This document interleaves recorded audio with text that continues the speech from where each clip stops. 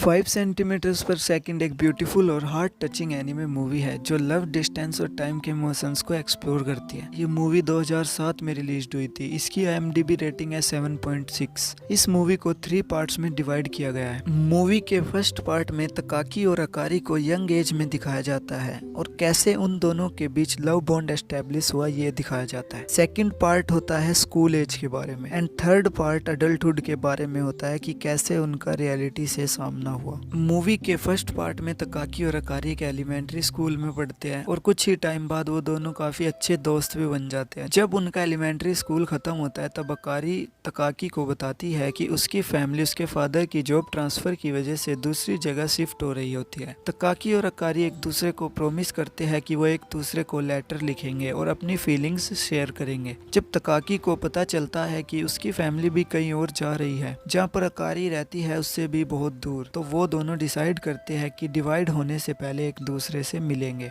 जब तकाकी ट्रेन से अकारी से मिलने जाता है तब उसे बहुत सारी प्रॉब्लम्स फेस करनी पड़ती है, जैसे कि ट्रेन का टाइम से ज्यादा देर तक रुकना और ठंड भी बहुत ज्यादा बढ़ने लगती है और जो लेटर उसे अकारी को देना था वो उसके हाथों से उड़ जाता है। उसे ऐसा लगता है कि सब चीजें उसके अगेंस्ट चल रही है। वो अपने लेट होने की वजह से भी काफी अपसेट था। उसे लगता है कि अकारी चली गई होगी बट अकारी उसका वहीं पर वेट कर रही होती है। उसके बाद वो दोनों मिलकर बहुत सारी बातें करते हैं और साथ में खाना भी शेयर करते हैं। लास्ट में वो दोनों एक किस भी करते हैं। तब जाते टाइम तकाकी सोचता है कि हम कभी एक दूसरे से अलग नहीं होंगे चाहे हमारे बीच कितनी भी दूरियां आ जाए। सेकंड पार्ट में तकाकी अब हाई स्कूल में होता है जहां प्रेजेंट में उसकी फैमिली रहती है। तकाकी की क्लासमेट होती है कनाया जिसे तकाकी पर क्रश होता है। ये पार्ट मेनली कनाया के बारे में है कि वो तकाकी के बारे में क्या सोचती है। कनाया तकाकी से बहुत प्यार करती थी बट वो उसे कभी अपनी फीलिंग्स के बारे में कह नहीं पाती क्योंकि वो सोचती थी कि तकाकी उसके बारे में ऐसा नहीं सोचता जैसा वो सोचती होगी। एक दिन वो सोचती है कि मैं उसे बोल दूंगी बट उसे लगता है कि तकाकी किसी और को पसंद करता है क्योंकि वो हमेशा मैसेज करता रहता है बट तकाकी मैसेज सिर्फ लिखता है, कभी सेंड नहीं करता अकारी को, बिकॉज उसे भी अब रियलाइज होने लग गया था कि वो और अकारी अब कभी नहीं मिल पाएंगे। तकाकी अब भी अकारी से प्यार करता है पर वो अकारी को मूव ऑन करने के लिए उसके डिसीजन पर छोड़ देता है। पार्ट 3 है 5 सेंटीमीटर पर सेकंड और ये पूरा पार्ट सैडनेस से भरा पड़ा है। तकाकी के साथ जो भी हुआ था वो उसे लेकर काफी अपसेट था। उसका और अकारी का रिलेशन शॉर्ट टाइम के लिए था बट वो आज भी उसे याद करता रहता है।